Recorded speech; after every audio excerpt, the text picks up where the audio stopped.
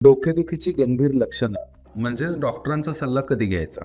बहुतांश केसेसमध्ये डोकेदुखी ही सामान्य असते किंवा ती काय कुठल्या शरीरातल्या एखाद्या गंभीर आजाराचं लक्षण नसतं. पण काही रेड फ्लॅग्स आहेत, म्हणजे काही लक्षणं अशी आहेत की ती जर दिसत असतील तर मात्र डोकेदुखी ही गंभीर आजारामुळे आहे हे आपण समजून जाणं गरजेचं आहे आणि त्याच्यासाठी त्वरित डॉक्टरांचा सल्ला घेणं हे सुद्धा आवश्यक असतं. तर हे अशी कुठली लक्षणं आहेत किंवा अशा कुठले रेड फ्लॅग्स आहेत की डोकेदुखी त्याच्यावरून असं दिसतं की ती गंभीर आहे आणि त्याच्यासाठी आपल्याला डॉक्टरांच्याकडं जावं लागेल. तर ती लक्षणं मी आता तुम्हाला सांगणार आहे.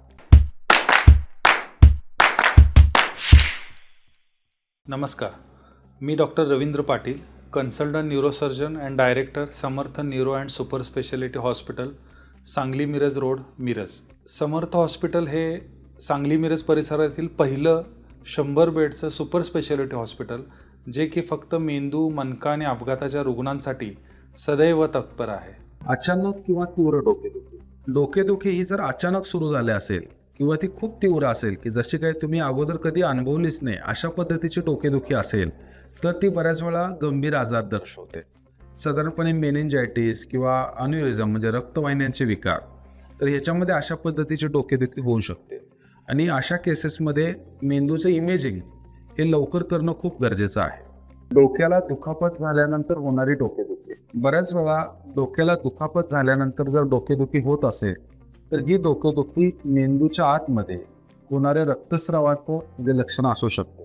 हा रक्तस्राव जर असाच वाढत राहिला तर मेंदूवर कॉम्प्रेशन होऊन तुमच्या जीवाला धोका होऊ शकतो. त्यामुळे डोक्याला दुखापत झाल्यानंतर जर डोकेदुखी होत असेल आणि ती ग्रॅज्युअली वाढत असेल तर ते एक अलार्म साईन आहे आणि त्यासाठी तुम्ही न्यूरोसर्जन डॉक्टरांच्याकडे जाणं हे आवश्यक असतं. बऱ्याच वेळा हा रक्तस्राव वेगवेगळ्या प्रकारचा असतो.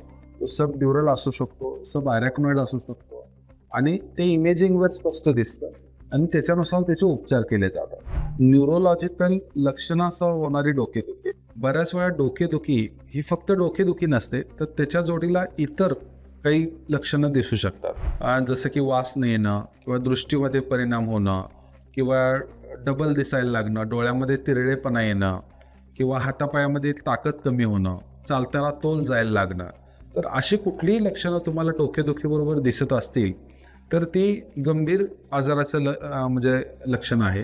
त्याच्यामध्ये तुम्हाला ब्रेन ट्यूमर असू शकतो, स्ट्रोक असू शकतो. तर ह्याच्यासाठी सुद्धा आपल्याला लवकर एखाद्या सुसज्ज रुग्णालयामध्ये जाणं आवश्यक असतं.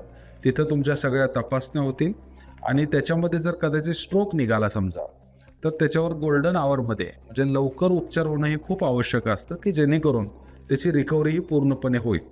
त्यामुळं लक्षणासहित येणारी डोकेदुखी कधीच दुर्लक्षित करायची नसते. डोकेदुखीचे नवीन प्रकार किंवा डोकेदुखीची वारंवारता वाढणे किंवा डोकेदुखीच्या तीव्रतेमध्ये जर बदल होत असेल तर अशा पद्धतीने जर पॅटर्नमध्ये बदल होत असेल तरी सुद्धा तपासणीसाठी डॉक्टरांना भेटणं हे आवश्यक असतं. कारण ताप येणं, मान ताठ राहणं किंवा अंगावर पुरळ उठणं ही सगळी मेनिंजायटिस म्हणजे मेंदूच्या जीवघेण्या संसर्गाची लक्षणं आहेत.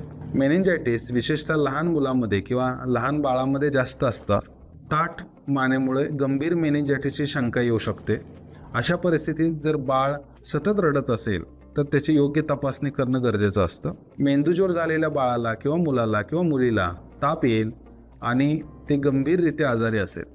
त्याशिवाय मळमळ आणि उलट्यासह होणारी डोकेदुखी, जरी ही लक्षणे मायग्रेनच्या रुग्णामध्ये सामान्य असू शकतात तरी सुद्धा ही लक्षणं मेंदूतलं प्रेशर म्हणजेच इंट्राक्रेनियल प्रेशर वाढल्यामुळं देखील होऊ शकतात. त्यामुळं अशा रुग्णांमध्ये ब्रेन ट्यूमर किंवा इतर मेंदूचे आजार हे रूल आउट करणं खूप गरजेचं असतं. त्याचबरोबर एक ठराविक एज ग्रुपमध्ये होणारी जी डोकेदुखी असते ती म्हणजे समजा तुमचं वय 50पेक्षा जास्त असेल आणि तुम्हाला नवीन डोकेदुखी सुरू झाली किंवा डोकेदुखीच्या पॅटर्नमध्ये बदल झाला असेल तर डॉक्टरांना भेटणं हे खूप गरजेचं असतं.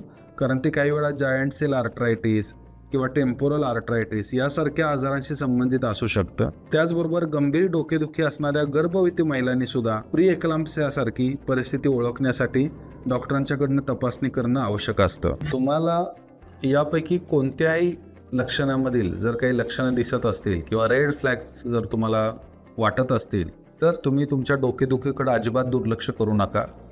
तुम्ही तुमच्या डॉक्टरांचा सल्ला घ्या. तुमच्या सगळ्या तपासण्या व्यवस्थित करणं गरजेचं आहे आणि बऱ्याच वेळा अशा गंभीर आजारांचे निदान हे केवळ लक्षणावर आपण लवकर करू शकतो आणि तुम्हाला आजारातून बरे करू शकतो.